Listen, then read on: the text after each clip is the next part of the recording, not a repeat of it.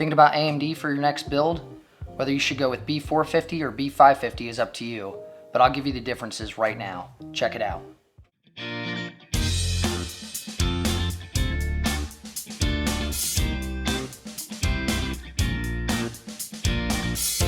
Hey everyone, Danny here with Danny's Tech Channel. If you're new to the channel, we are all about computer builds, how-to videos, and PC hardware reviews. Today I'm going to give you a little insight on AMD's newest offering, the B550 chipset, and whether or not it would make sense over saving a few bucks getting the B450 motherboard instead. This is the MSI B550 Mortar Wi-Fi. It's a micro ATX motherboard. It comes in at $169.99.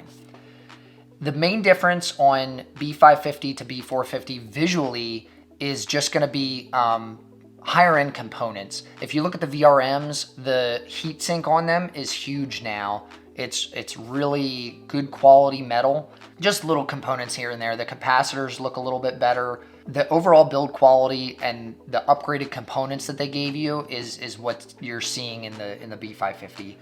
Also, something that I really like over B450 is the integrated I/O shield that these have on it.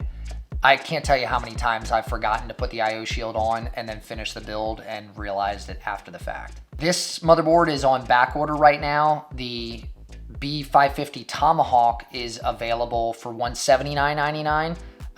That was actually one of the ones I was gonna grab when it came out, and I ended up getting this instead because the Tomahawk sold out like the first day. This is the MSI B450 Tomahawk Max. They did a variant before this model, which was just the Tomahawk, and then they did like a refresh last year and they came out with the Tomahawk Max. I think they just improved a couple components and stuff, but this is the only one available now anyways. So if you decide to go with B450, this is the only option as far as the Tomahawk board. This comes in at $124.99. It's still one of the best rated B450 boards available. Let's move on to compatibility of both the motherboards. I actually put a Ryzen 9 3950X in both of these boards. That's the 16 core 32 thread processor from AMD, and it performed amazing. I mean, that's one of the hottest chips that they sell, but it still performed great. The VRM temperatures were almost the same. I think the B550 board was a little cooler than the B450, but they both performed awesome. So I dropped in the 3950X, no BIOS updates, no nothing, and it worked perfectly fine. The B550 motherboards are only compatible with Ryzen 3000 and the upcoming Ryzen 4000 CPUs. This does not include the Ryzen 3000 APUs such as the 3200G or the 3400G, since they're technically Zen Plus and not Zen 2 processors. The B550 motherboards will need a BIOS update once the 4000 processors are released. B450 motherboards originally did not have support for the upcoming Zen 3 launch, as you can see on the slide. However, AMD has since confirmed it will support Zen 3 on B450 and X470 motherboards. You'll be forced to perform an irreversible BIOS update, but honestly, why would you go back once you upgrade? Are you thinking about using AMD for your next build? Let me know down in the comments. I really like to hear about what you're planning for your builds. Okay, as far as upgrades on the B550 chipset over the B450, I'm going to show you a chart here. There are three major upgrades that B550 gets over B450. That is mainly the graphics card PCI 4.0 support, the M.2 4.0 storage, and the USB 3.2 Gen 2. The B550 board also supports dual graphics cards, but I really don't think of that as a major upgrade because a lot of people aren't going to be running SLI or Crossfire or anything, and if you are, you're probably not going to go with a B series motherboard. You'll probably go with an X570 board instead. So like I said, the first major thing is the CPU, graphics card, and storage upgrade. If you look at the motherboards, your top slot on your M.2s is your 4.0 storage. Now, some motherboards will offer more than one. I saw the Gigabyte Vision offers two 4.0 M.2 slots. This board I have here for the Mortar, only the top slot is your 4.0 support.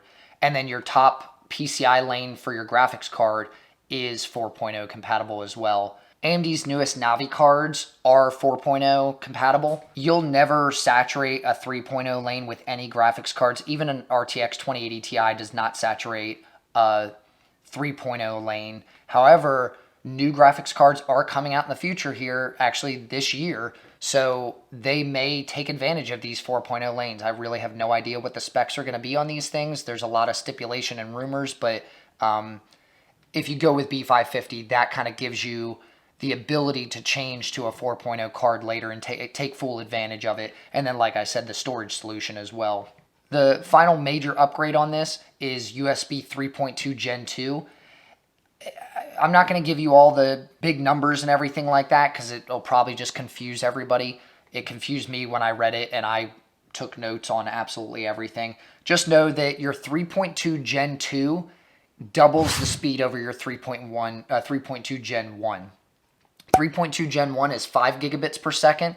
3.2 Gen 2 is 10 gigabits per second. It gives you the option for later on. There's really not even a whole lot of devices right now that support that kind of speed as far as like external hard drives, webcams, that kind of stuff. But you'll be able to take advantage of that stuff later on as new devices come out. If you look to the right column on the chart, X570's only offering over B550 motherboards is its PCI 4.0 connection through the chipset. This is why all of the X570 motherboards you see have a chipset fan, which can get really noisy on some models. So essentially, to me, B550 is the better upgrade as long as you can find it cheaper than X570. You get PCI 4.0 in the NVMe drives, you get PCI 4.0 on your graphics card, and you get the faster USB 3.2 Gen 2.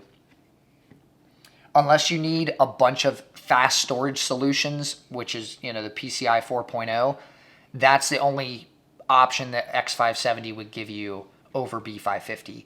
If you do a lot of video editing or photo editing and stuff, and you need to be able to access those files quickly, then maybe X570 is for you instead of either of these two options. AMD is indeed the popular choice for building a gaming PC in 2020. As far as whether you should get B450 or B550, that's up to you. I'm recommending the B550 just because of the increased ability to change things as you go on. It's a newer platform, obviously, so the components, it's like gotten trickled down components from X570 without the annoying chipset fan.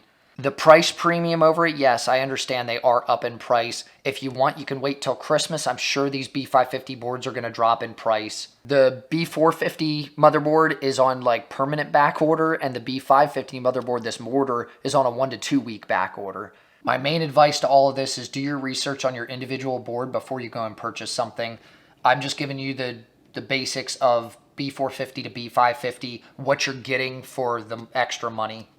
Like I said, these boards here, this was 130, this was 160, or 170. So for the little bit of extra money, I mean, you're getting a ton of new features that these things offer. If you go with B550, you'll be set up for any future upgrades you decide to perform, such as lightning fast storage, faster USB devices, and maybe some ultra powerful next generation graphics cards.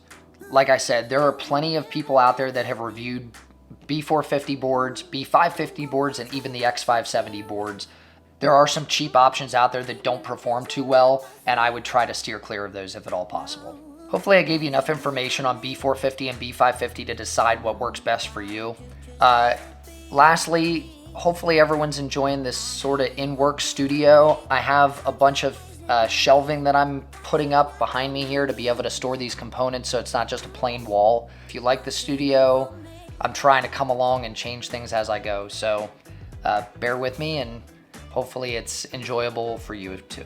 If you enjoyed the video, don't forget to subscribe down below and turn on your bell notifications so you'll know when I post the next one. And as always, I'll see you then.